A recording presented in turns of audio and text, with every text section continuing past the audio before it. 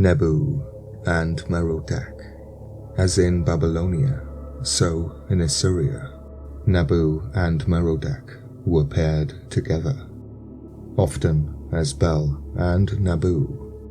They were invoked especially when the affairs of Babylonia were being dealt with.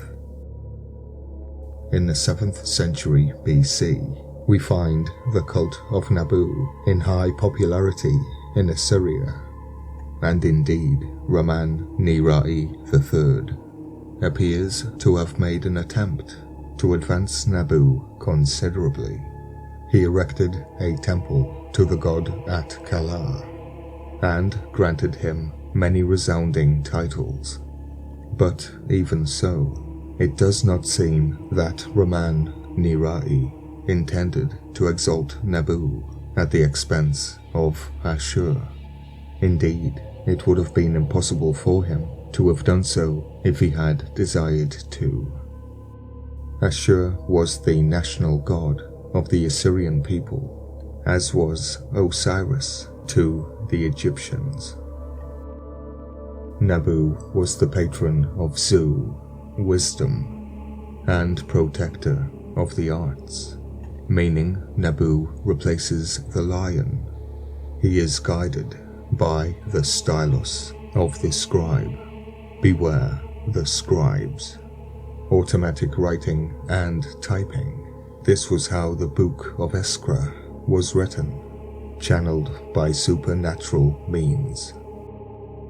And in these attributes, he is very similar to the Egyptian Tehut, and almost identical with another Babylonian god, Nushku. Sargon calls Nabu the seer who guides the gods, and it would seem, from some notices of him, he was also regarded as a leader of heavenly or spiritual forces. Yes, the leader of the Uduk-Hul, the daemon, the demons, good and bad, who can't be told apart. Therefore, bad. Good is a trick, and that's why Hul means both joy and evil, joy in evil.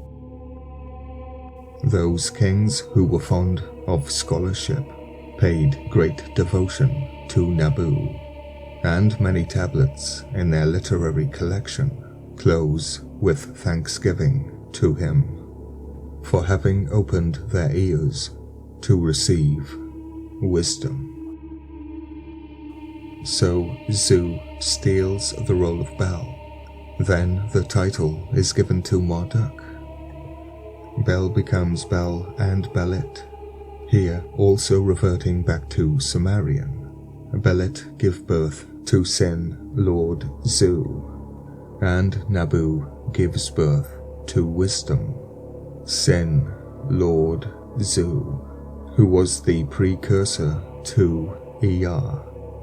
The oracle was originally Sin, who was taken over by Ea, then by Nabu.